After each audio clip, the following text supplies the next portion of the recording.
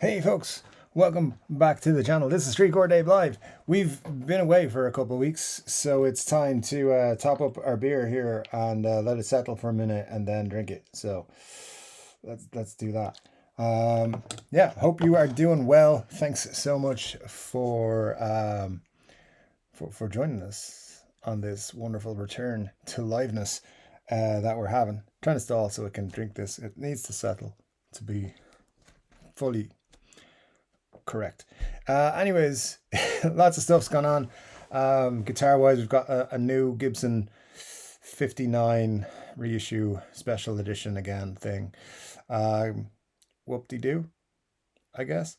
And a few other things. Honestly, probably chose the best 2 weeks to take off. Nothing really interesting has happened, except guitar YouTubers are starting to call each other out for doing shady things, or like small YouTubers are saying big YouTubers are no good, and big YouTubers are saying small YouTubers are no good.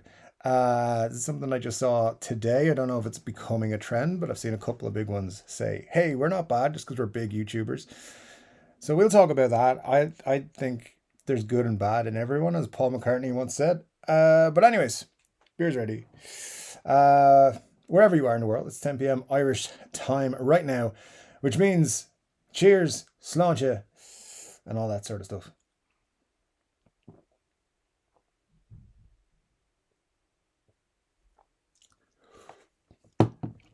Yes, Guinness, always a good choice. I think that actually used to be an advertising slogan they used. Anyways, let's dig into the chat. Scott Bugfoot was here first. Great to see you, Scott. Oh, I should say we're here for an hour and a half tonight, 90 minutes. That's the new format for Chord Dave Live. We've been running since March, I think, and it works really well. So if you want to chat, make sure you're subscribed. Chat to us, say hello. If it's your first Chord Dave Live, make sure you're in there saying hello, because we want to meet you. And yeah, let's get on with it. It's been a nice break. I enjoyed it, but here we are again. Fister Roboto. Hang on. I'm not seeing a live stream. There it is. Have I gone down? Crap. Come on, YouTube. Give me a live feed. What's going on here?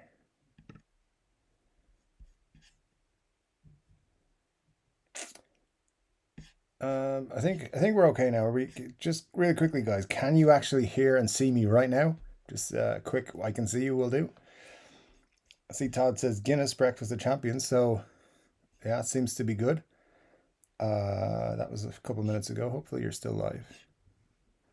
Sorry for the confusion. YouTube has stopped responding to everything. So if you are seeing me,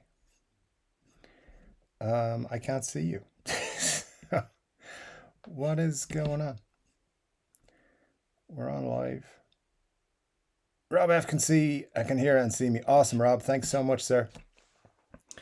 All right, sweet. It literally just stalled everything on me, so apologies for. I haven't forgotten how to do Chord Dave Live. It was just not working. Anyways, let's try and roll on. Somebody send YouTube a slap or something. Okay, Fister Roboto. Finally, I'll get your comments there. I came here to chew bubblegum and watch Chord Dave, and I'm all out of bubblegum. Dave's not here, man. Well, Fister, thank you so much, sir. I appreciate you popping into the chat so early. Nice to see you, sir. Thank you so much.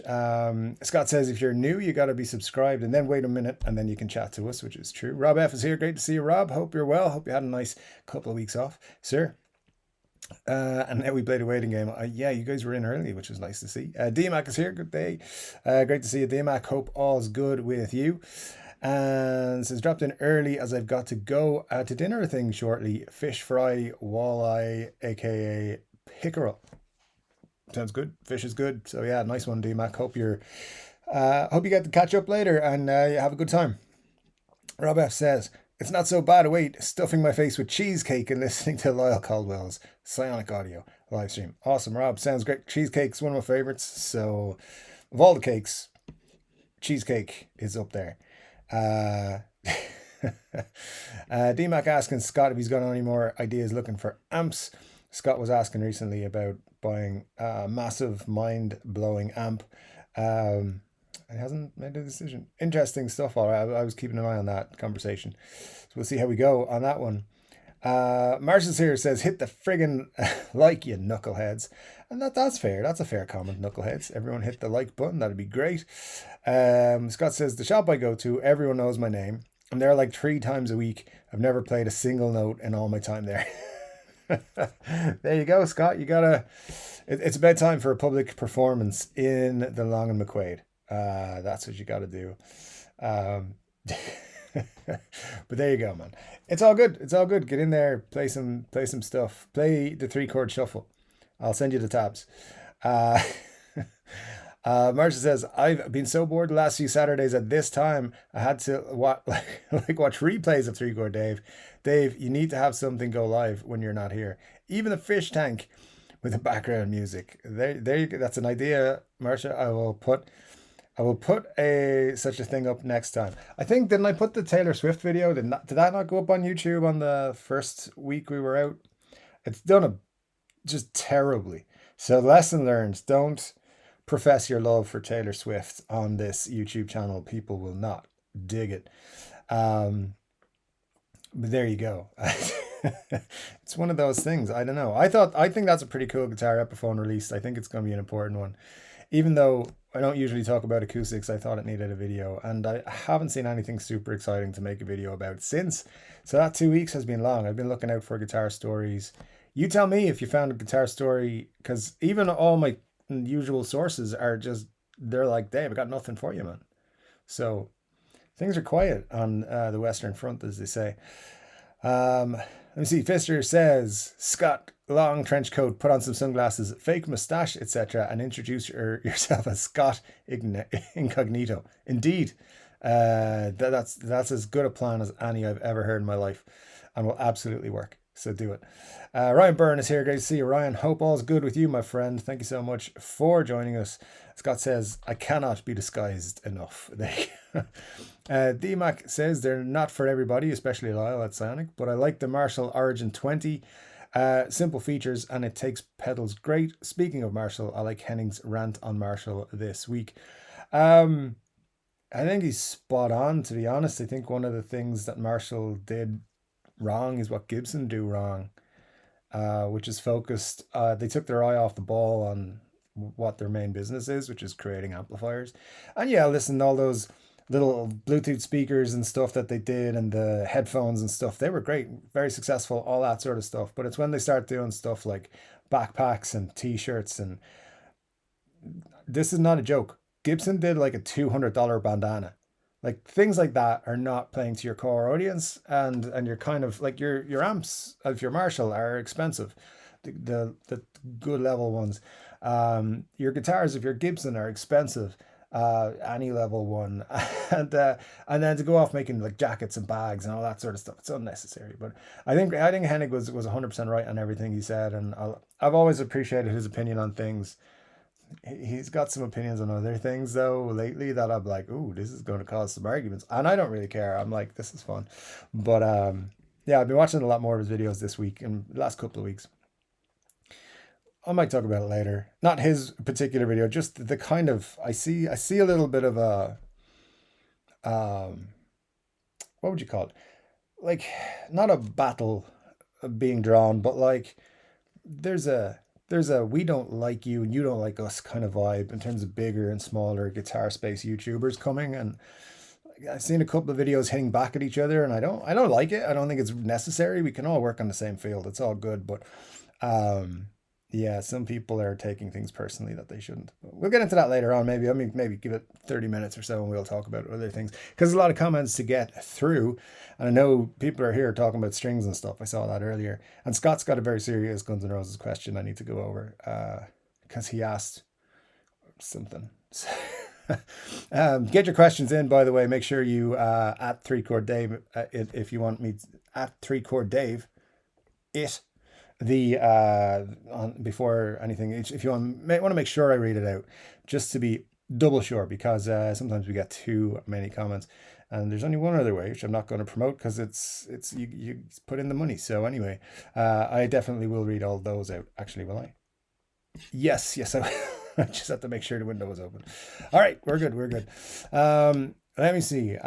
Scott says, I've gotten other people to play gear I'm interested in. That works too. That works too. As long as you trust them. And if you can hear it, I suppose it sounds good. But like in terms of playability on a guitar, it really needs to be in your hands. But it's all good. It's all good. I get the performance anxiety in a guitar store scenario. Hope Money's not in the chat because I'm going to get ripped apart but for that comment if he is. Marcia says, I want to go get my guitar on the workbench while we wait. I tried a new brand of strings and don't you think one broke for the first time in my life playing guitar? Wait, you never broken a guitar string before? It's like a rite of passage. You have to do that like all the time. What's not all the time, but like, yeah, how have you played this long in your life and never broken a string? That's crazy to me. I broke strings before I could play guitar. Yeah. Someday I will learn to play guitar and I will still be breaking strings. I was 2 full steps away from being at the right pitch and it snapped at the tuning post. Wow. I don't know. Shouldn't have done that, Marsh. Scott says, I've only broken 2, one with a cigarette and one with a Floyd. Like strings in your whole life? What are you guys doing?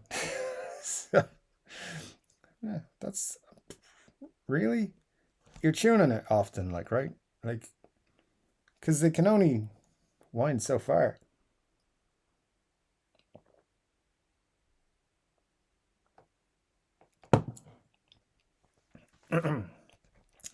Rob says, what kind of string? DMAC says, I was dangerous close to buying an Epi 50s gold top today, 200 Canadian off, a small town store looking to ditch some inventory.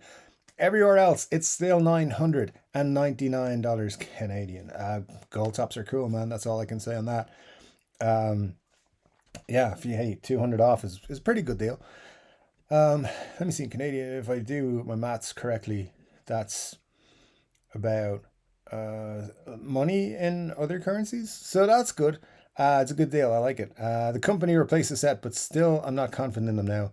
I might ask for a refund if anything else is iffy on the new set. All right. So you're one of those customers. I want to waste the other 5 strings that didn't break yet. So I'm going to get a single that's a similar gauge. This brand has some non-standard gauges in the 11 to 52 acoustic pack. So it's a little tough getting something similar from Amazon without having to pay shipping somewhere to meet the minimum order amount. I forgot to say it, Rob. No. I lost the comment. Damn it. YouTube dropping stuff in. I always forget that they do that, man. And here we are. They are Stringjoy Foxwoods. I was trying to get something comparable to the Dario XT XS that last me 2 to 3 months. These were on sale.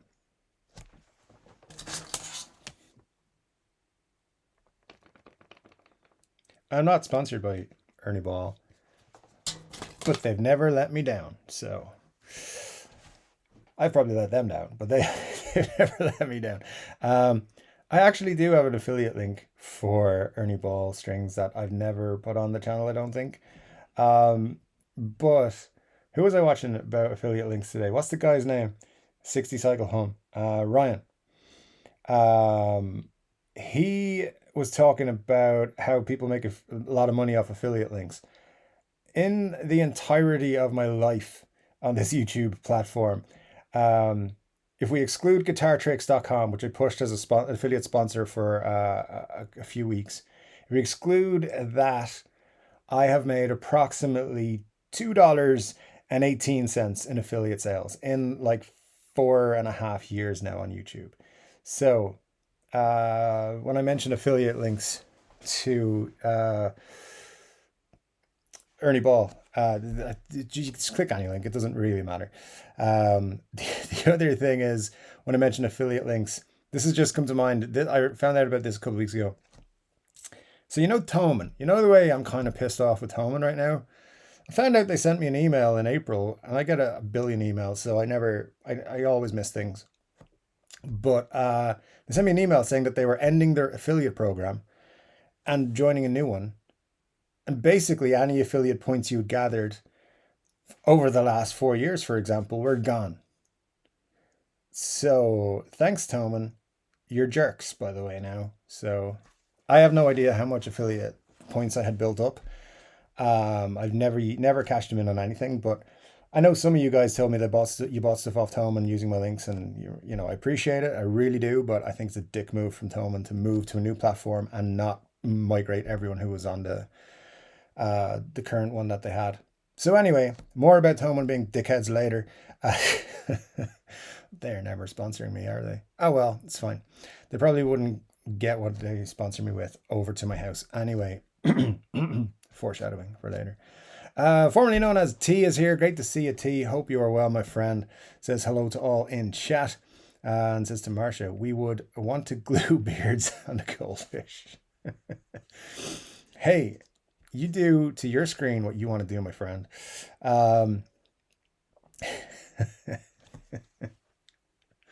So I was over at my mom's house today, and she was telling me that she emptied out her Dyson and vacuum cleaner thing, and she had to like get a knife to pull out all of the compacted dirt that was in there. She said when I took it out, it was kind of like your beard, looked like your beard. It was that long. So, thanks, Mom. My beard looks like trash. Thanks very much. I appreciate it. Anyways, Marcia says, I've tried a few other brands, but none hold up like the Dario. I like the tone of clear tone phosphor bronze that I tried when we were on sale.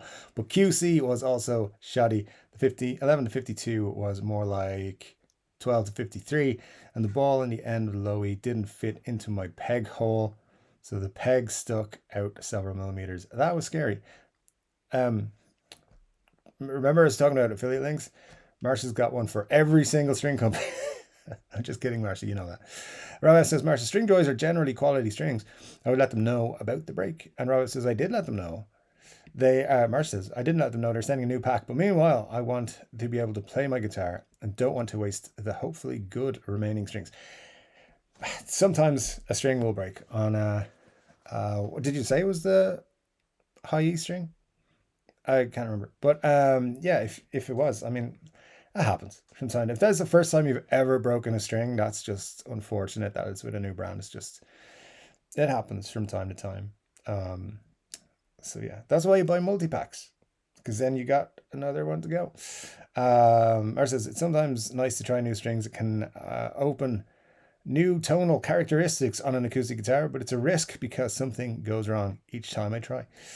Scott says, I love old strings. That's disgusting. It's not really, it's good. Marcia says, T, oh my God, that would be hilarious. And top hats. There would also be a need to be a Goldie hole for the goldfish. New people, you'll figure it out. It's a Steel Pan Theory reference, kind of. Jesus, we're going. That's going to come back to the thing. I did a community post actually asking, because the return of YouTuber guitars is happening. People are putting together guitar runs, and it's actually quite easy to do. The only thing you need to have is an audience, and you can start selling guitars. It's really simple. You just contact the manufacturer. You say, hey, I want to do some guitars. They'll give you like 100 guitars at $100. And so like you got to have 10 grand. And then you just, I don't know, design something and they'll make it for you, because running 100 guitars through their CNC systems will take them less than a day. So they'll do that for you, no problem. So I was interested to know, if you haven't voted in that community post, one of my favorite option is no, YouTubers are stupid. So if you want to choose that, absolutely go ahead. I think Pelham Blue is winning right now. So, or it was last time I checked. So anyway, it's all good fun. But I did promise you guys a GH special at some point. Maybe that's how we make it happen. Just a run of 3-chord Dave guitars. Rob says, I have a similar problem, Marcia. I broke a D string over a year ago, tuning to octave too high when changing strings. Keep using 5 from the previous pack and a D from the new pack. Yeah, the only way to do that is to discard 5 strings. So, yeah. Yeah, we've all been there, right? We've all been there at some time. Because once I get to 2 to 3 months, they're like dead without anything ringing out nicely and totally painful to play. That's why I'm trying to find new string on Amazon now. I don't want to open a fresh pack, and then they're exposed to the air for several months, and I'll need a replacement at that point. Ah, just boil them. People do that, right? Just boil your strings. I've never done it. Some people think it works. I don't know. It's like that. It's a whole debate. Is boiling your strings any good? Scott says my Washburn has 15-year-old strings. Nice. Unfortunately, my favorite guitars don't react good to older strings. My classical has electric strings on it since 2000ish. That guitar may may have bent in half. There you go, man. There you go.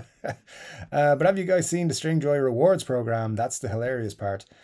Um, Scott says I don't dare look in its box. I'm sure it'll be fine, Scott. Don't worry about it. Mark says they expect you to save all the boxes from the strings and then mail them to get credit. One box equals $1 credit. You can only exchange points for merch, not strings. What the hell? Brilliant idea is that? That sounds awesome. I collect boxes. So I genuinely will save a box for everything. You want an example? I guess you do. You want an example for everything.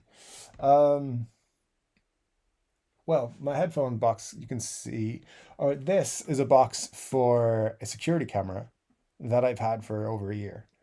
It's just a box. I'll probably never need that box, but there it is. I have it. I have a box for pretty much everything I have still.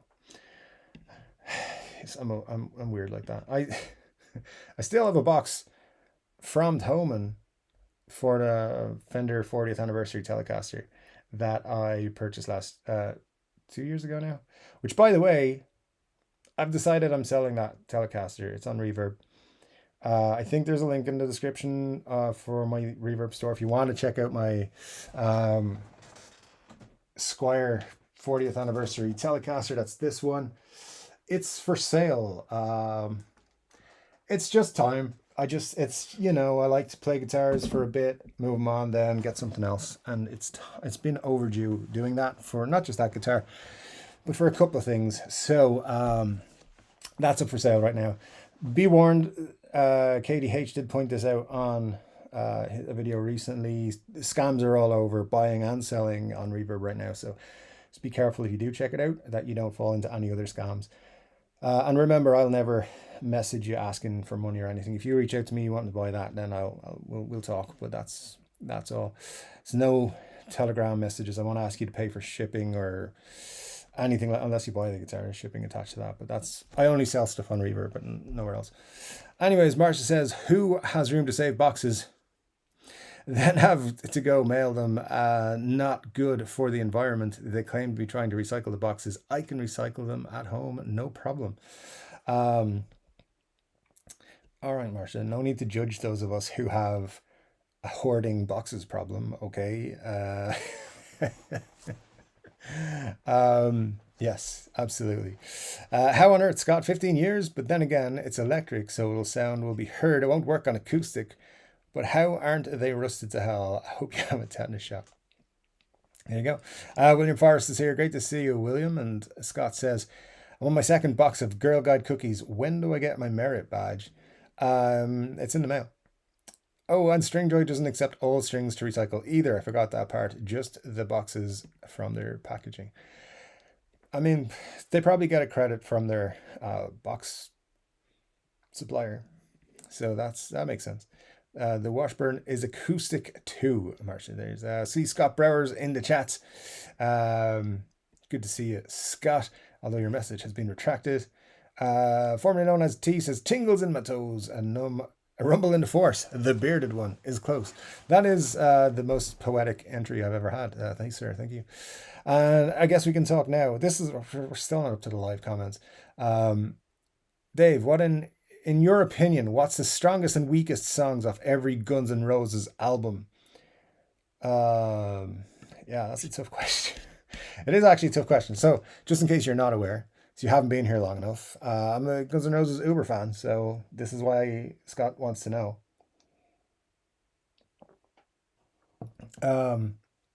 So, just to make sure I don't forget, I've pulled up the track listing for every album. Obviously, Appetite doesn't have a weak song. It's flipping perfect. It's the best debut album of all time. All killer, no filler. It's not the case with every Guns N' Roses album, but Appetite is perfection, my friend. Strongest on it, ooh, I mean, there's so much greatness there, but my favorite song is probably Rocket Queen or Mr. Brownstone or Out to Get Me or My Michelle. They're just great songs. It's just fantastic. If we're talking Use Your Illusion 1, Use Your Illusion has a little, it's fantastic. Um, I'm gonna say weakest. I'm gonna give you the weakest first.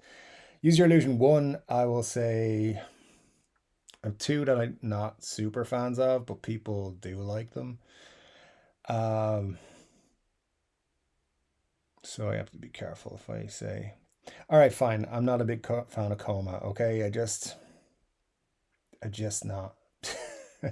um, although it's not the word. Yeah, I'd probably go with that. And obviously, November Rain's on Use Your Illusion 1, so probably that. Although Back Off Bitch is a pretty fantastic song, and so is Perfect Crime. And like Dead Horse, great song. Bad Apples, great song. Right Next Door to Hell, unbelievable song. Don't Cry, Bad Obsession, all great tunes. Um, so we've got then Use Your Illusion 2. My favorite song of that is obviously Estranged. It's just like it's amazing. It's a top song. Use Your Illusion 2, weakest song, My World. Yeah, I think you're right on that. But you asked, was My World worse than Civil War? Civil War is fantastic. What are you talking about? Um, so, so yeah, Strange is the best on Use Your Illusion 2, in my opinion. If we want to go and have a look at the Spaghetti Incident, because obviously they're all cover songs, so it's kind of difficult to choose a weak one, but my favorite is probably. I'm not doing Lies, by the way. I didn't pull that up, but Nice Boys is probably my favorite song on that. That's a cover, and it's a live cover. Uh, Let me see. I'd probably go Raw Power on Spaghetti Incident as the strongest. I'm not going to pick a weakest because it's their covers, and that's fine. Chinese Democracy. Street of Dreams is probably my favorite on that, and my most hated song, because I hate a lot of them. Uh, uh, so the reason I don't like some of these songs is that Guns N' Roses play these live still on their tour, and when you go to see them, nobody wants to hear most of the Chinese Democracy songs. Street of Dreams is a great song. Better is a good song. Sorry is a good song. And Chinese Democracy itself is a good song. Everything else is nobody cares, man. So I'm gonna say If the World. I think people just when they play, have they played that? I really turn off when they play that and just like wait for the next song to come along. So those are my picks from Guns N' Roses albums. If anyone other than Scott is interested, so there we go. Uh, and then ask me any Guns N' Roses questions. You will get longer answers than probably expected. Muddy H2O with the super chat because he's a generous soul. Says the best debut of all time. No bad songs. Pure perfection. Muddy H2O has entered that chat. Oh, well, thank you, sir, for entering the chat. I like that you agree with me that what do you call him? Appetite for Destruction is the best debut album of all time. Thank you, sir. Uh, it is. I've had many conversations about that. I think I don't think I don't think there's many debut albums that compete with that. There's some really great, amazing debut albums, but most bands have a good debut, an amazing second album, and then a shitty third one. And and that's just the trajectory. And then they might have like a slightly better fourth one, if they get a fourth one. So that's just my opinion, though. I think Appetite is super strong. And there we go. It's ready for the backlash because lots of people don't like Guns N' Roses, and that's fine. Scott Brower says, heartbeats, they are racing. Freedom, he was chasing. I do know which AC/DC song that is from. It's Bullet in his it's Jailbreak, isn't it? Jailbreak. Yeah, I love that song. It's a cool song. I like to start a playlist with that, and then immediately followed up by Jailbreak by Thin Lizzy. Rob F says, keep in mind, Stringjoy is a small company that winds their own strings. There you go. Very good, Rob. Interesting. Didn't know that. And Richard Clark says, just in time, best thing about Saturday. Thank you, Richard. I appreciate that, sir. My world is weaker than Civil War. Yes, you're right. I got to give you that. It definitely is. Civil War is one of my favorite songs. I love that song. I've always loved it. I've always thought of it more as like a just a really good essay. Like, I think at one point in my school years, I tried to turn that like Civil War into an essay to give to my English teacher. He hated me, so it was fine. Yeah, it's an absolutely beautiful song. I love it. Obviously, the subject matter is a bit dark, but that's fine. Stringjoy isn't anywhere near the string companies in size and don't have the resources, says Rob F. The big string companies, that is. There you go. Richard Clark says, and The Garden is weaker than My World. The Garden is probably weaker than My World. Yeah. No, the Garden and My World are my two. Like, yeah. The Garden is a great song, says Scott. See, it'll cause an argument because some people like songs that I don't like and so forth. If we were to rank them in favorite, I'd be like, oh, there'd just be a war, even between Guns N' Roses fans, like big Guns N' Roses fans. I know most people are just like casual Guns N' Roses fans. Who else have we got? Matt Van Bosch says, hi all. Great to see you, Matt. Hope all's good with you, sir. And Ryan says, Rob, where do you get Stringjoy? Never seen him for sale. Todd Moore's here. Great to see you, Todd. Hope all's going well with you, my friend. Says, hello, Dave. I'm glad to be here. Been a rough week, but I'm sure I'll feel much better after this. Hopefully so, Todd. Hey, listen, weeks can be tough, but the next one always starts on a Monday. So chances are next week will be better, man. Michael Watson says, hello, Dave. Hope all is well. Hey, Hi, Michael. Thank you so much. Hope all is good with you, my friend. And who else have we got? Rob F says, hello, Dave. I missed you the last 2 weeks and all my Chord Dave community friends too. I will be honest, I enjoyed my 2 weeks off. It was nice to not focus on getting ready for live streams and stuff like that. But yeah, it's good to be back also. Thank you so much, Rob and guys. T says, it's most definitely beer time. Indeed it was. Stephen Fraser says, hope to win KYG guitar giveaway.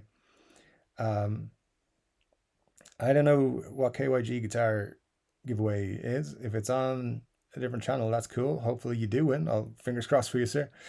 Rob F says, or in mom and pop stores, they carried Stringjoy. Hi, Scott Bogwood. I saw your post about Bergera amps. They are cheap and easy to find around here, but I've not tried one myself. Heard an even mix of reviews, positive and negative, on them. Spectre Media, Spectre Media, yeah, that guy. You know that guy Glenn who gets angry and shouts at people. I love that guy. He did a good video on a review of a Bergera amp this week. So you should check out his channel. He kind of give you an idea of the quality of it, and his review of people's comments is always funny as well. Al Adolfson is here. Great to see you, Al. Hope all's good with you. Says Ryan, you can also order directly on the Stringjoy on their website. There you go. Todd Moore says, Guinness, breakfast of champions. Depends what the competition is, sir. But definitely it's all good. All times of day. Breakfast, lunch, whatever.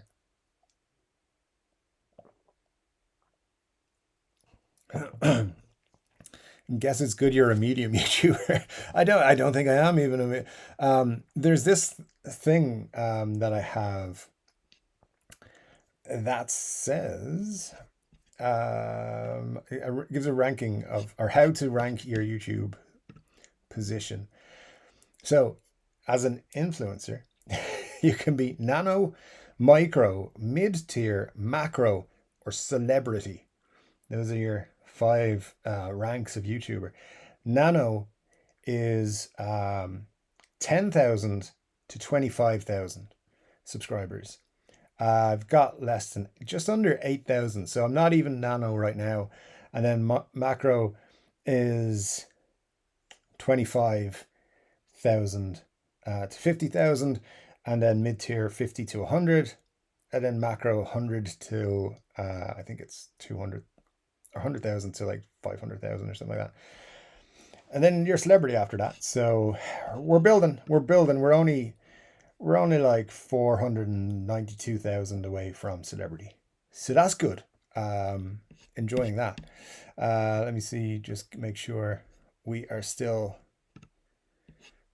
live on the YouTube. We are indeed. Yeah, good stuff. Someone told me I shouldn't stream on YouTube, but should stream on Kick. Is that it? Is it just called Kick Streams or something? And the other thing being Twitch. Do any of you guys use either of those things? I don't. I don't use TikTok either because I'm not 14. But still, Marcia says I know there's a lot of videos. I know there's a lot of videos like that recently. That's what's with the calling out. I don't like, but I won't name names videos. Yeah, there's something happened behind the scenes that we don't know about. So I don't know if something happened because I kind of stepped away from YouTube for a couple of weeks while I was off, and I came back. Like I wasn't really watching even, unless Muddy sent me a video, which he does sometimes. He's like, "Hey, check this out," and it's usually really inappropriate. But when I do watch them, I'm like, "Wow, YouTube's changing." And I think what's happened is a couple of small YouTube channels, and like I consider myself a very small YouTube channel. But I think a couple of channels have been going hard on the don't trust big channels because they don't pay for anything and they get sponsored and everything they say is backed by the people giving the money and they don't want to burn bridges. And listen, there's an element of truth to that, and you'll all know my opinion that there are some people who are dishonest about how much they're sponsored and how much they can say for free and how much they get freedom to say what they want. But there's good guys out there. I do believe that people like Henning and Andy the Guitar Geek and obviously the guys that I've spoken positively about before. There's a lot of good guys out there, and then there's a lot of guys whose business is just making reviews. Doesn't matter good or bad, but they're going to make them, and those people don't tend to make bad reviews. The reason they don't make bad reviews is you don't get paid for bad reviews, or you don't get repeat business for bad reviews. Anyway, I'm not pushing this. I don't want to push it too hard because I don't really care. But I think everyone should just make their own opinion up. Like if somebody can demo something for you, cool, but still make your own mind up on things. When it comes to guitar, because it's so subjective. But I think then what's happened is, so the small channels have done that and like put the boot in and said like big channels are scamming you and all this sort of stuff. They've gone a bit too far in what they're saying. And then the big channels are firing back saying, like people with 200,000-300,000 subscribers and so forth, and less, obviously. I would say 100,000 plus. They're coming back and saying you can't trust the little guys because they're buying stuff, but only to sell you stuff on the back. Like they're selling through affiliate links, or they're selling their own merchandise, or their own books, or their own whatever. And there's truth in that too. There's some small YouTubers in around my size channel and like they're struggling to make money. Let me tell you, I don't make a lot of money from YouTube. It doesn't matter if I put out a video every single day or I put out like one video a month. I pretty much take the same money out of YouTube every single month. That's just how it's just, it don't make a whole lot of money one way or the other. Being a guitar YouTuber doesn't make you money. Even when I do sponsor videos, which I've only done a couple, it's very small amounts. It doesn't cost a lot to sponsor a video on this channel because the audience is not big enough. It's that simple.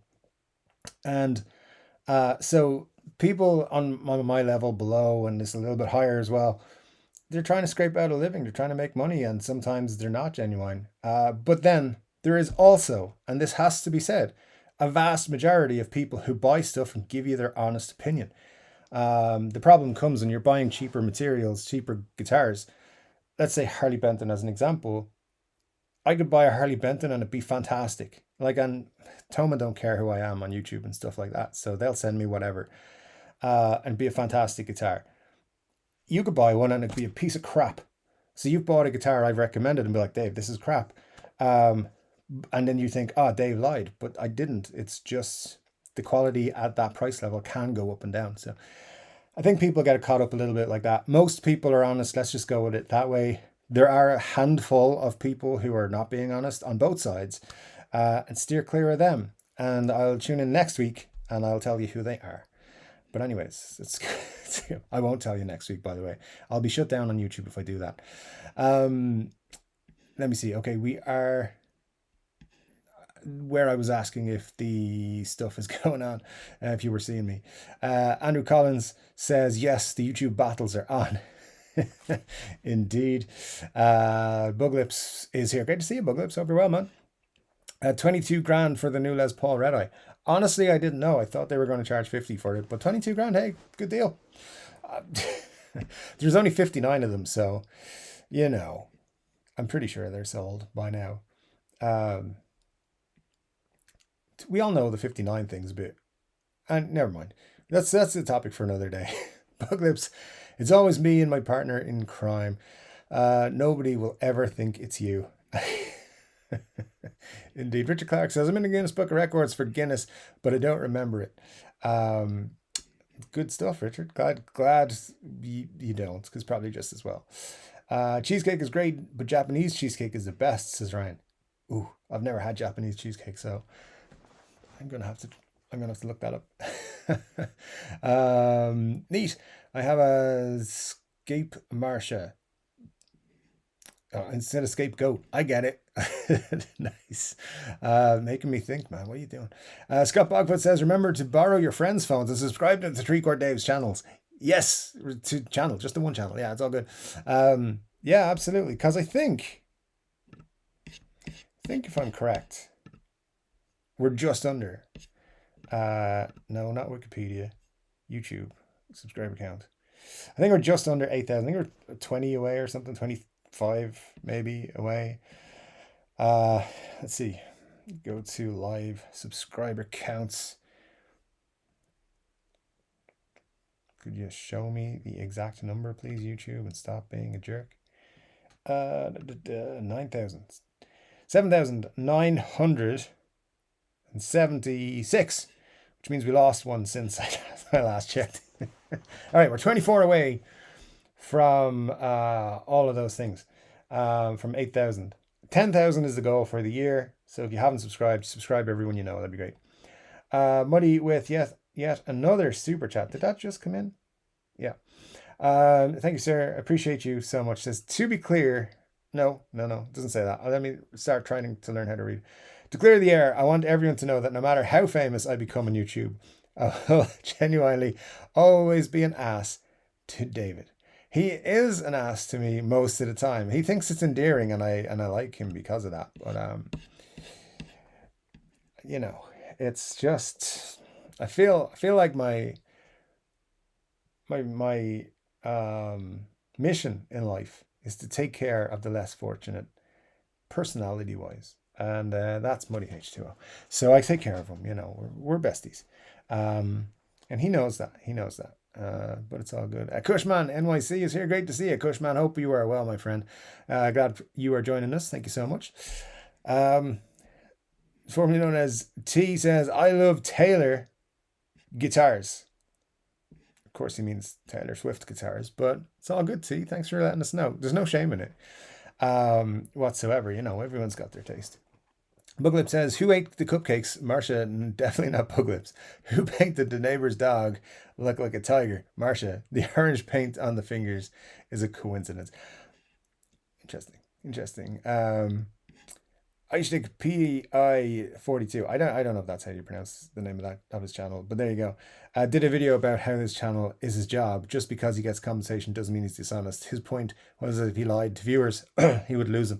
Yeah, that's right, Rob. And I appreciate Henning's view on that, and I don't think he's wrong at all. I think there are people with professional reviewers and professional, like they have to get paid for every YouTube video that they do. That's what they do. That's how they make their money, and that's fine. I also know he makes quite a lot of money per video, but puts a lot of work into every video. Putting a YouTube video out is not very straightforward, even if you are lazy at it like me. It takes a bit of work, takes time, takes planning, takes all that sort of stuff. And when you're doing a higher production level, it's much more difficult. Um, so yeah, he definitely, like, I absolutely understand his point of view on it, and I get it. As I said, he's one of the guys who I think he gives honest reviews. I do trust his opinion on a lot of things. I think he does good work here on YouTube. He's one of the guys I watched from the very beginning of his channel. So yeah, I've always been interested in his opinions on various bits of gear and stuff like that. Um, and I think the fact he always wears a snazzy jumper, snazzy sweater, for those of you in the US, is a fun thing. I value his opinion. There is genuinely a handful of people who make YouTube videos. They have a big audience, and they will say anything you pay them to say. They will accept a script from you. This is what they will say about your guitar, or guitar related product. And those people are a little bit, or they'll say something like, oh my God, I was on Amazon and I found this guitar completely by myself randomly, and it's amazing and you should buy one. Links in the description. And they forget to say, the brand sent me one for free and said, if you do a good video about this with your X many million subscribers, we'll pay you.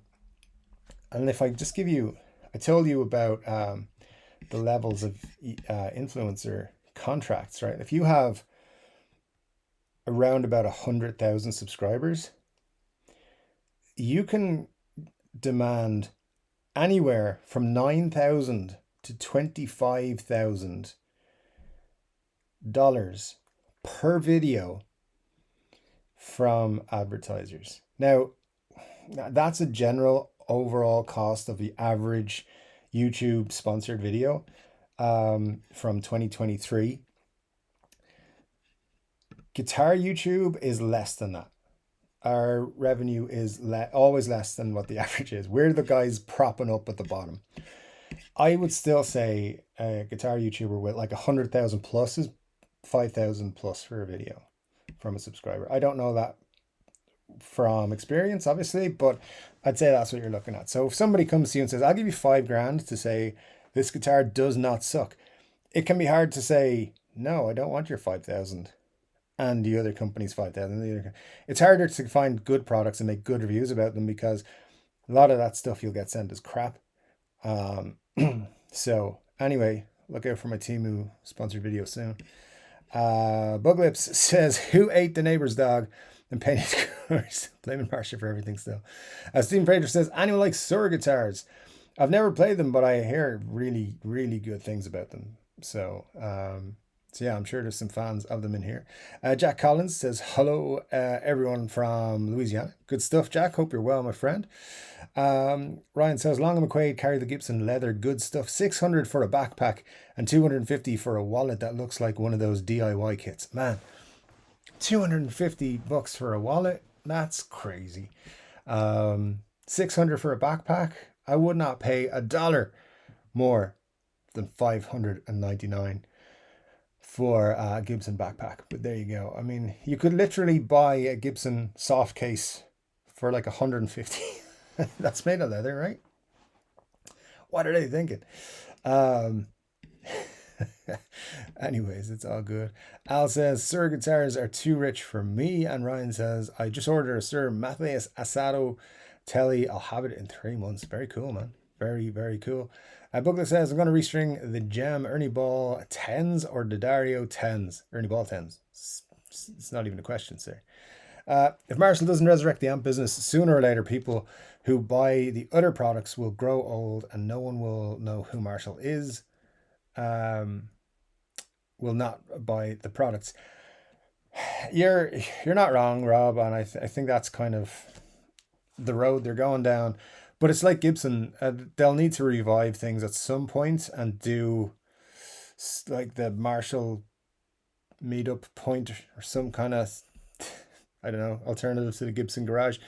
Yeah, I definitely think they need to do something to make to make things really to take off again. There's too much competition now. They never had the kind of competition that they have now, so they definitely need to up their game. But it's like Henning said, if you bring in a CEO who has never had any experience in the guitar amplifier market to sell your amplifiers, while he may be a great businessman or woman, are they going to be able to connect with those customers? Are they going to know what those customers are really like? And I doubt it very much. It's like with Gibson, like those guys came in, like JC plays guitar, even though he was at Levi's and wherever else. Like Cesar came in with them as well. Like he plays guitar. He's very passionate about it. And they brought in Mark Agnesi, very passionate about it. And they've revamped that brand. They have, whether we like what they're doing or not. And not everything they're doing is bad, by the way. I have to be very clear about that. Some people think I'm too hard on Gibson sometimes. But it's the same with Marshall. They need to do that. They need to revamp things. They need to bring back that kind of buzz around Marshall. And at Gibson have been somewhat successful in doing that and are continuing on their mission to do it. But it's these consumer products, these leather things and clothing lines and all that. Just get your attention off all that stuff. That's not necessary. Um, maybe they need to just focus on their core products and their core customers. Um, Al says the Gibson paraphernalia doesn't bother me if someone wants to pay them. More power to them. No use crying about them. It's not crying about them, Al. It's just about saying like, look, I'll put it to you like this: if I open a furniture company and I'm making the best sofas in the world, and then I have like thousands of fans around the world, and people are like, "Hey, Dave, I want to buy." And there's a wait list for buying my sofas, and then I come out and I say, my sofas are gonna be slower to build now because I'm writing a crime thriller instead. Everybody sign up for my crime thriller, and people are gonna be like, "What the fuck are you doing?" And it's a similar thing. It's nothing related to what you're doing. You don't need to do it. You're not a tourist coming up. You're not a lifestyle company. You're a guitar company. Just get on it and make guitars. People have different opinions on it. My opinion is that I think they should just make guitars and guitar related products. Sure, do your t-shirts and your baseball caps and stuff like that for your little shop that people go to, but they definitely have, like, what ruined the Henry J ownership is they took their eye off the ball. And it's more a fear of them taking their eye off the ball too much in terms of the guitar world, um, again, and them falling back to where they were, where they nearly went out of business.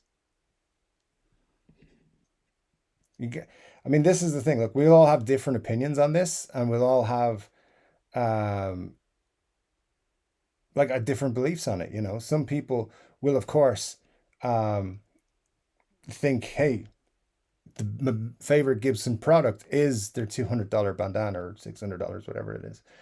So it's all good though. Listen, it's just one of those things. As long as they're guitars, and they are getting better over time right now. So as long as they keep doing that, it doesn't really matter.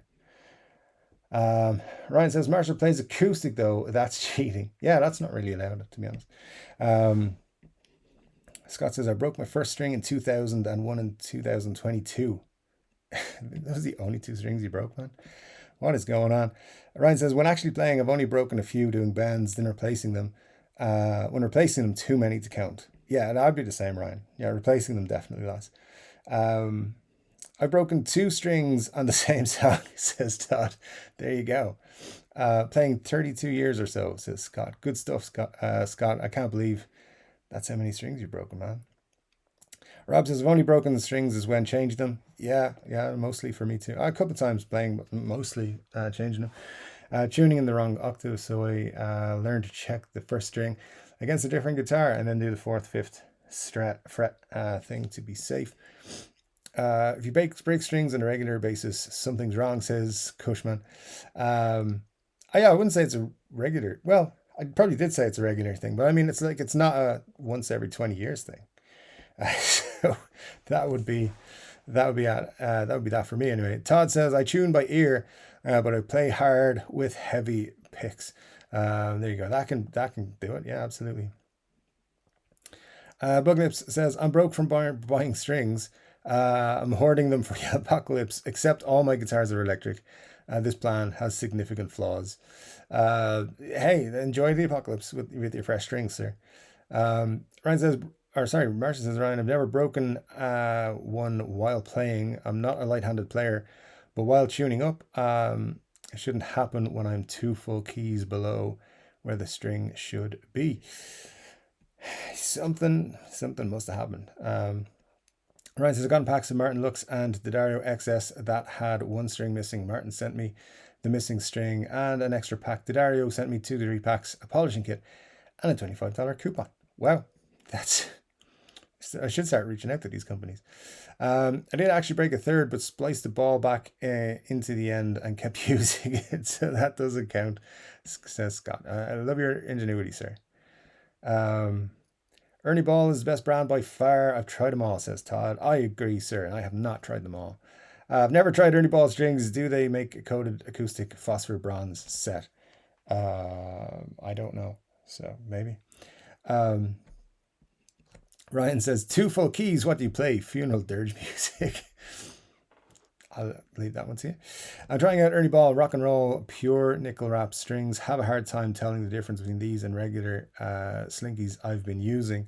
I've never used them. I genuinely stick to my super slinkies all the time. Yeah, so it's all good. For me, they may be very similar. Al says, Phil McKnight said he doesn't get much from affiliate links, basically pennies on the dollar. Yeah, I mean, that's my experience, Al. And there's just, when I watched this video with Ryan today from 60 Cycle Home, he was like, I make $1,500, or I made $1,500 in a month from this one link. I was like, well, that's interesting. So yeah, I've never made much money on them, like in all the time I've been on YouTube. Let me see. Marcia says, Dave, you should call home and maybe they'll credit you on the new platform. You are really right about that. It sounds like you had enough points. What's worth dropping an email? I've called them, Marcia. Their attitude was, yeah, we're not doing that. So yeah, I've been very vocal about how much I love Thomann down the years. I've been a customer of theirs for 17 years now, roughly. And just doing the maths. Yeah, 17 years. And I've never had one bit of problem with them at all. And when I started the YouTube channel, you know, they were very helpful with some information. They were helpful with sending me some stuff. You know, to like, I'd buy stuff to get reviews and that I was able to do and then send it back and stuff like that. Like I bought it, they knew I was going to return it. Those kind of things. Yeah, they were always really cool with me. I've had no problems. And then the issue with this now, the affiliate links thing being gone, and then the ES345 debacle, which is still rolling on, by the way. They told me it would be in stock on the 16th, or maybe it's the 17th of June. I have no faith that that's going to happen whatsoever. And worse than that, for almost 3 months now, Muddy Hay Show has been giving me shit nearly every single day about it. And and he's not going to stop until the guitar either is sent to me and I have it in hand, which may never happen, or they tell me that it was cancelled. So anyway, it's one of those, I don't know. Sometimes companies change things and they become less cool. And I listen, I'm of the mindset that sometimes companies do things and they don't mean to upset you. It just goes that way. But definitely it will change my thought process when I'm buying a guitar from now on. 17 years of being a good customer for them. Even when things were available, I've waited or I've paid higher prices with them because I know their service was good. In this case, and the big problem, by the way, is that they've lied to me so many times about when it's going to be in stock, how long the wait is going to be, and various other things about waiting for it. So yes, it's been difficult. I will say that. I've contemplated making a video about it, but I want to wait until I get the guitar. Anyways, Buglips says, my friend said Ernie Balls wear out faster for him. I don't want to change the gem more than I have to.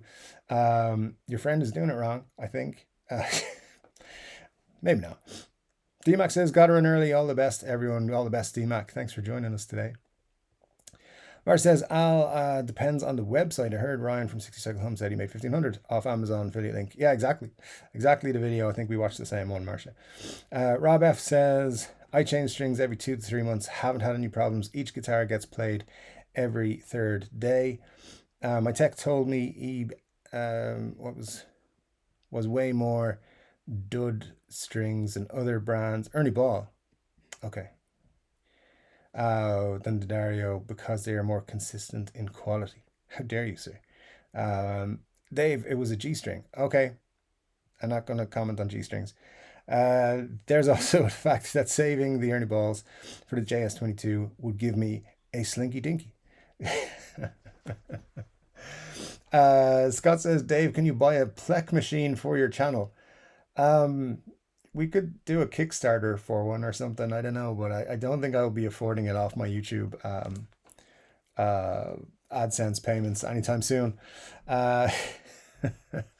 So there you go. Richard Clark says, Rob F, I never notice pure nickel unless I'm trying to kill a really ice picky guitar.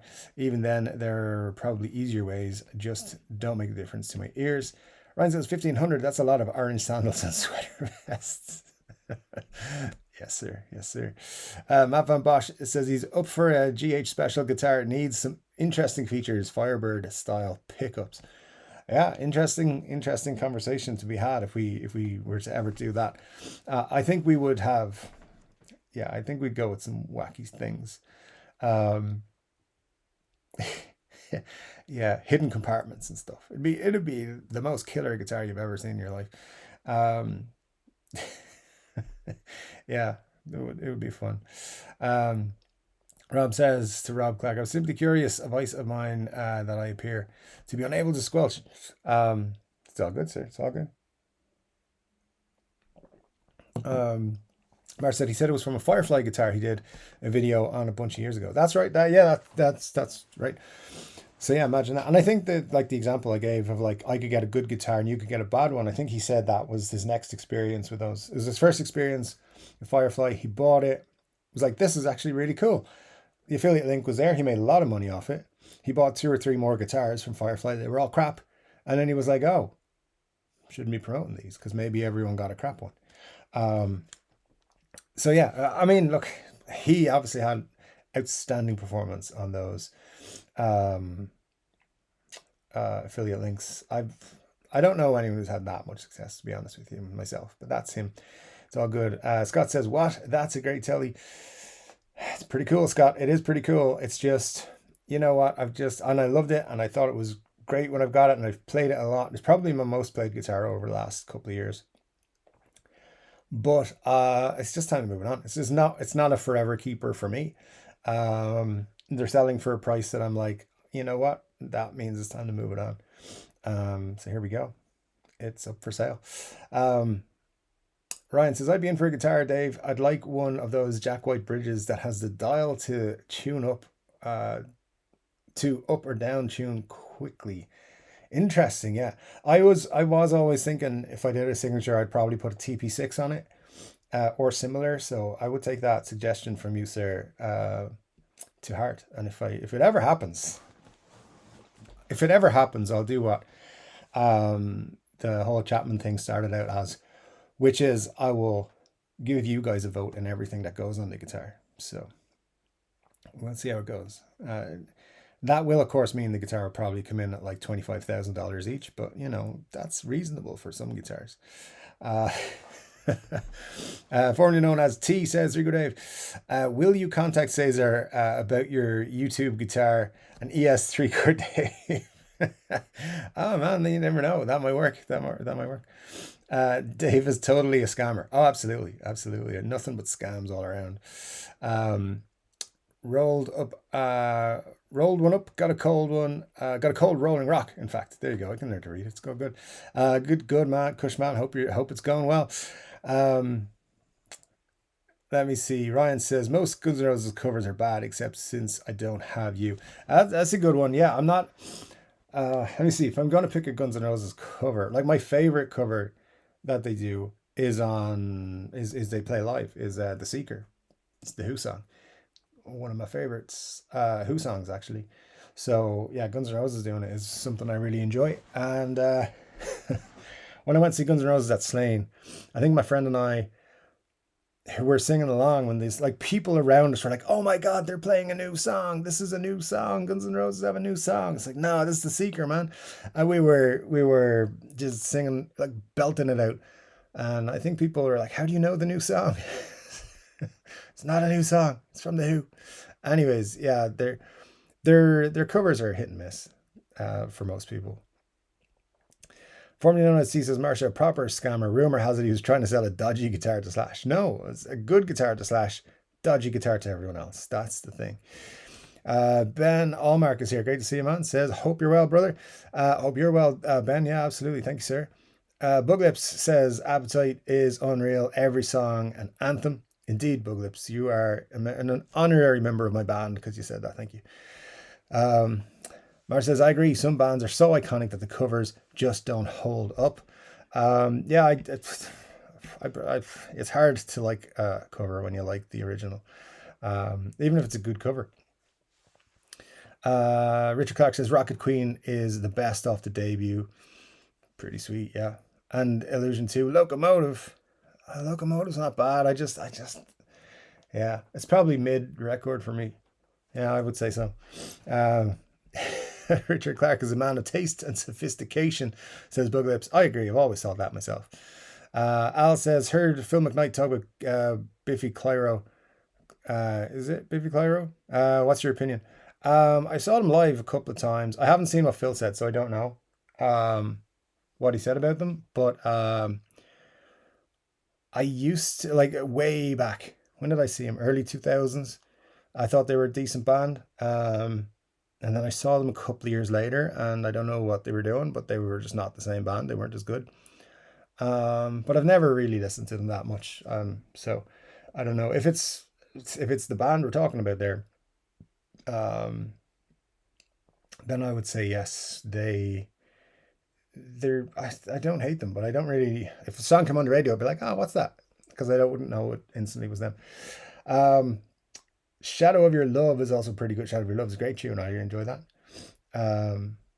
Marcia says, I think that went over Dave's head. I think Muddy meant Muddy Hitcho has entered the chat is the best album ever. No, I knew what he was trying to say. Just ignored it. Al Richard says, Al, if I want to hear Neil Simon, I will listen to Empire State Bastard. Puglip says Megadeth broke the trend because they blew all their debut album production money on hamburgers and dope. Yeah, doesn't everyone do that? Ben Allmark says Led Zeppelin 1 isn't a bad debut album. True, it's very, very good debut album for sure. Or Black Sabbath's, those are both awesome as well. Cream's first was great. Yeah, absolutely. Conversations with yourself don't count, David, says Muddy, who has an imaginary best friend called David, by the way, if you're wondering who that is. Rob F says Led Zeppelin 1 is classic. It is. Led Zeppelin only made bad albums later. they're by their standards.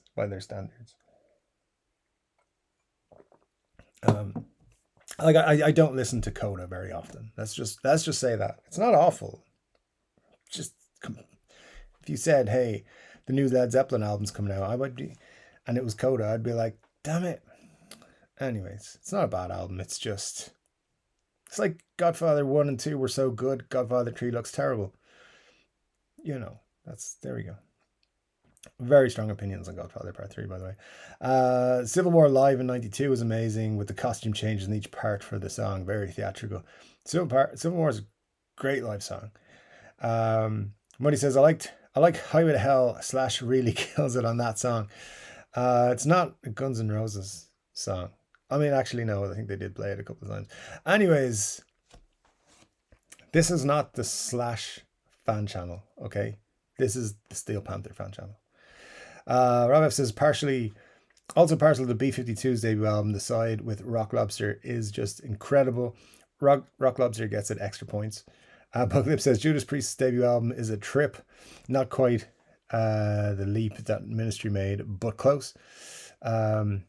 OKYG is Know Your Gear. Oh, all right, Marcia. I should have known that, shouldn't I? Yeah, I just thought it was like a new guitar brand I hadn't heard of, to be honest, because I don't know. It's been a long day. Muddy, what's the new Slash album's title name? It's called Orgy of the Damned. Um, Ben, but Muddy is probably gonna tell you that anyway. Hendrix Experience was the best debut. It's pretty good. It's pretty good. It's pretty good. So this is the great thing about music is that everyone's probably got a different favorite in that regard. You're correct, Cushman. Though my favorite is Disraeli Gears. Disraeli Gears is a great album again. Al says KYG, Know Your Gear. Phil McKnight. Yeah, no, I know Phil McKnight is. I know Your Gear. Just I hadn't. I just KYG didn't connect for me for some reason. Appreciate it though, guys. You let me know.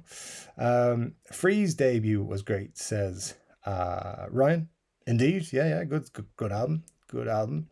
Buglips. Rob says Buglips. I'm living on my own private Idaho underground like a wild potato. Which Beatle had the worst debut solo album? Scott, that could be. Yeah, I don't know. Everyone's gonna jump on Ringo, but I don't know if that's true. Buglips says I used to sing Rock Lobster with different lyrics during D&D games as Rust Monster, and I still think it's gold. Matt van Bosch says I use 10 to 48 on some of my guitars. Can recommend them so far. Great strings. String Joy, that one. There you go. Rob says, no, do not use Kick or Twitch. All right, I won't. That's how not interested in those things I am. One person said, don't do it. I'm not going to do it. So thanks, Rob. Appreciate it. Yeah, people keep telling me to do other platforms because they're more financially rewarding. But we all know I'm not in YouTube for the money. Because if I was, it'd be pretty sad. Buglep says, I once broke up with a girl because she hated the B-52s and I loved Rock Lobster. So I played it over and over until she left. I regret nothing since she was clearly evil and of low breeding. Wow. I respect your fortitude, sir. That is that's impressive. She probably tells the story of the guy who just wouldn't stop playing Rock Lobster. Um, there you go. Uh, Richard says Scott Wonderwall by George was pretty terrible. It was, and it probably wasn't John's. So there you go. Cushman says I do Twitch and Kick in my sleep. Sometimes, yeah, me too, actually. Um, Ryan says you did the right thing, Bug Lips. There you go. It's a lot of work making a living on YouTube, says Rob. It is definitely. I think you got to do it as a hobby and not care about the money. The money that comes in is nice, but I mean, from my perspective, even like sponsor videos, like they don't make enough to buy a guitar. So from my level right now. So, yeah, I just do it because I love talking to you guys. This is the part of YouTube I like doing, the talking to you guys part on the Saturdays. Even the videos has kind of lost it's joy for me, and I just do it because if you're gonna have a YouTube channel that has a live audience, you're gonna have to keep putting out videos. But I'm not super enthusiastic about it, as you probably noticed for the last 6 months. But yeah, I'm sure I'll get more excited about it again at some point. But right now, it's just a case of like I love doing the live streams, and I'll do the rest of it. It's just how it goes, and as well, when people give you shit just for your opinions, I don't give anyone shit for their opinions. You can disagree with me; it's absolutely fine. But when you see that, it's like, oh, these guys with their opinions that are different than mine. Uh, it's not that; it's their hatred of my opinions that really gets to you. Get your whole family to subscribe to Dave's channel, says Rob. Indeed, do that. That'd be good. Benny Larson is here. Great to see you, Benny. Although you are encouraging Muddy H2O. That's a dangerous game. Evening, guys. Had a few things to do. I'm just about caught up. Great to have you in the chat with us, Benny. Hope you're well. Let me see. Where are we now? Because I got some more chats just popped in on top. I think I was there. No, not there. Oh, yeah. A Muddy H Show super chat's always a good marker for where we are. Rob says, I'll buy toilet paper from Amazon. I will never buy a guitar from them. I mean, you know, I can see that. I mean, a few years ago, Gibson did an Amazon exclusive run. They were terrible guitars, but people bought them. And I don't know if Amazon still have this, but they used to have a program where they would send out review items to people. And if you were on that program, you had to be invited to it. But if you were on that program for a while, they were sending out guitars randomly to people who were not guitarists. So they sent out, like, it was those Gibson M2s, I think they call them. They were like, there's Les Pauls, SGs, Explorers, I think a V as well. And they were like $350 or something like that. When was that? Like 2014, 2013, something like that. If they sold them again, I'd buy one just for the absolute crack, but that's about it. Yeah, I've never bought a guitar off Amazon. Have I? Have I done one for the channel? No, I don't think I have. Maybe I will at some point. Let me see. Andrew Collins says, I love John Cordy. John Cordy's a really good YouTuber, guys. Yeah, he's got a decent sized channel, but like a lot of people I talk to don't know his channel. So yeah, I should check him out for sure. Ryan says the Gibson backpack is nice, so $600 isn't terrible as a nice leather, but the wallet looks cheap. Scott Bug says the Marshall Stackhouse and grill. There you go. John Nathan Cordy is a great player, has a great channel. He does have a great channel. Yeah, absolutely. You should definitely check out his channel. He does some very cool videos. Is definitely somebody I think is enjoyable to watch.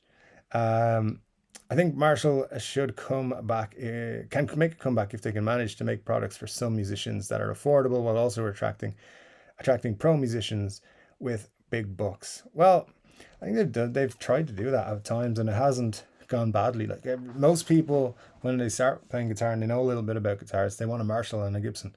So yeah, they definitely, I mean, they should be able to get it back. Quite straightforward. Al says nonsense, which is fair enough, Al. That's fair enough. I see the message was retracted, but still, look, it's fair enough. You can think what I say is nonsense, no problem whatsoever. With that, it's a case of we all have different opinions.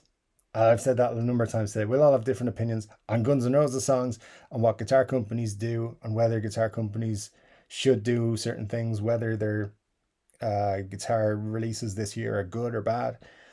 It's all good. We can all get on with each other, even though we have different opinions. So no worries. Maybe, I mean, I say this all the time. Like, don't take what I say seriously, because I'm just a dude on the internet with a long beard. That's all. Scott says, gonna need a couch to read that crime thriller on. Yeah, for sure, man. You never know. It could be coming soon. Also, let's be honest, the sofas I actually make are only second best in the world. Marshall needs to start hiring good engineers who know how to design a circuit board that will not self-destruct from ad quality components, and they might get some market share back. I've mentioned loads of times in the chat, I don't know anything about amps, so I will take your guys' opinions on that more than my knowledge. My knowledge of Marshall is that so it's over there, and it's not a great amp. That's all I can tell you. Like, there's a lot of presets in there and they sound like shit, so I don't really get why they're there. There is one clean preset on it that sounds good, and one other one that's it's actually so long since I'd used it, I can't remember. I know there was only 2 different settings I used on it when I did use it, and you can manually adjust things, but it's so finicky and the app is terrible, in my opinion. It was the last time I used it. In fact, I've deleted the app. I don't bother with it anymore. This is Marshall Code 25, that one. But it was something they tried, and the origins are supposed to be a lot better, so I would go with that if I was going with Marshall again.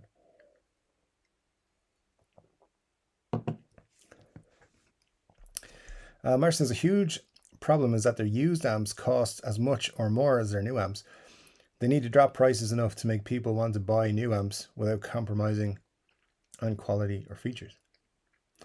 Their used amps cost more, so you'd think people So people should buy new ones then, right? But obviously the quality has to be really good for that to be the case.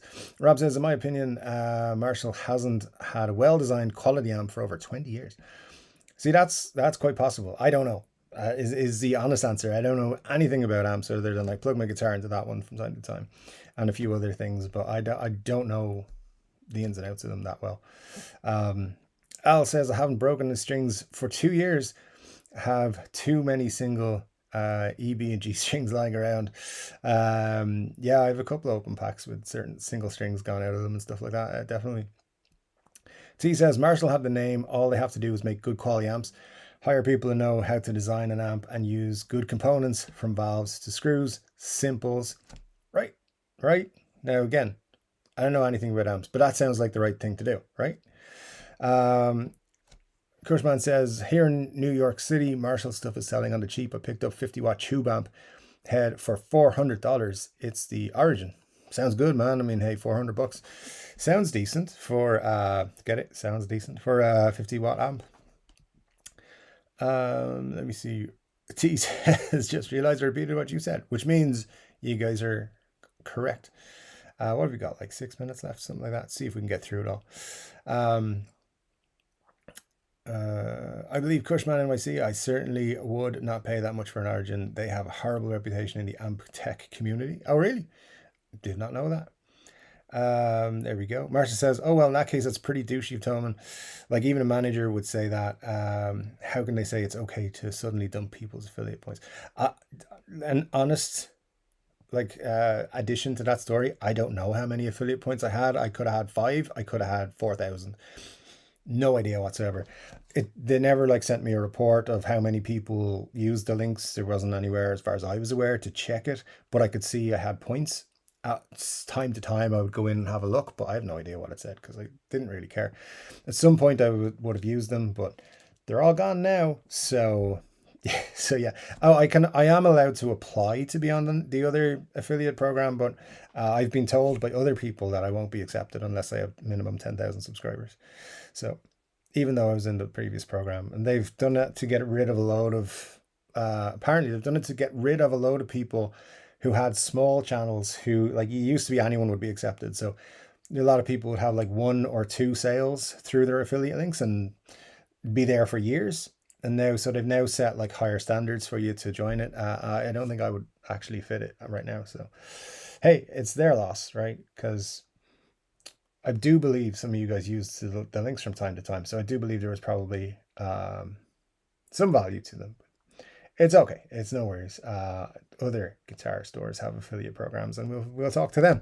Al says, always love Marshalls, but to get real tone, they're too loud. Times have changed. Interesting, Al. Yeah, I mean, listen, for me, it's like that was always the dream: get a Les Paul, get a Marshall, and then I got a Marshall. Not a big fan of it. Got a Les Paul. Got numerous Les Pauls, and haven't ever liked one that much that I've kept it. So currently don't have one. Although I did try to buy one last week and the shop blanked me. Why do people ghost people? What's going on with that? Like, stop the ghosting. Make ghosting not great again. I don't know. Yeah, no, I left the messages, sent them an email, contacted them through their website, made them an offer on Reverb. All 4 things blanked. Even the offer on Reverb timed out. They didn't respond to anything I sent them. So I'm not going to say which guitar shop it is because I might pay them a visit. That's not a threat. That's just, I might just go and see if they have the guitar in stock. Muddy H.O. says, you're welcome. Thanks, Muddy. You know, I'm always happy to be here.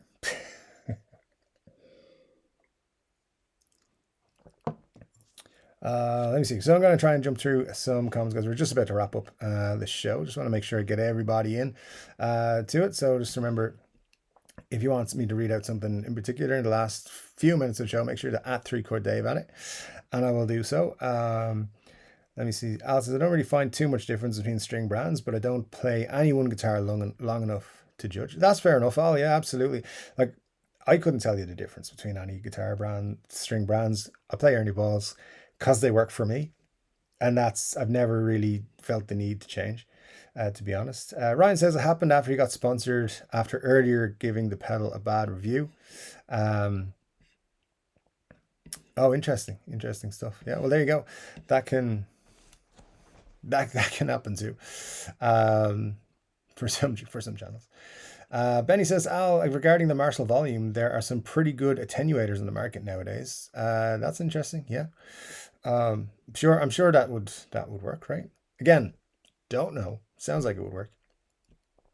Al says, Benny, yeah, but it's still not the same. Had a Marshall back in the 70s, and that with a Les Paul was magic. That's the sound, isn't it? 70s Marshall with a Les Paul is great. When other people other than me are playing it. Let me see. Ideally, the Firebird makes the best body for 7 strings. I mean, 6 strings is the right amount, right? So there you go. So, we've got another bunch of comments just dropped in. So let me get back to that and then see if we get to the bottom. Oh God, I was way past that point. All right, so we're just coming up to the 90 minutes, guys. So we are going to wrap up. Again, if you want to say anything in particular, leave and at 3Chord Dave on it and I'll read it out. But otherwise, we're going to wrap it up now in just a few minutes. Let's see, did I miss anyone? I'm all algorithming and whatever. Don't get me started on the algorithm. YouTubers, you know, how we worship the algorithm. Upstairs to the right music. Hey Mike, how's it going, man? I hope you're doing well, sir. I thought I would drop in before hitting the sack. Awesome, Mike. Mike, just while you're here, hopefully you're still here. I've been trying to email you. I sent you an email a couple of weeks ago. I need to talk to you about the video we did. So just check your email or send me an email and I'll get back to you about setting something up because I'll tell you that. So if you haven't seen that email, just pop me a new one and I'll respond to you tomorrow. That'd be cool. Because Mike and I did a video together, but I can't fix the audio. That's basically what it is. And it's my fault. And I know why it happened, but I'm too embarrassed to tell you. Ryan says, I hated my RJ20, returned it after a few days. It's nothing like a Marshall. It's like the Gibson of Marshall. Wow. That's quite a statement. Although there's a lot of YouTube channels popping up saying Gibsons are great now. That's real. That's a real thing. It's people saying that they're way better. Muddy and I are tracking them, and we've seen comments such as you're getting a custom shop level guitar for Epiphone money. That's not true in any way, shape, or form. So anyways, obviously from certain buyers, and so there's a lot of people out there big fans of certain buyers, and that's their prerogative. And hey, if they love those guitars, that's all that matters.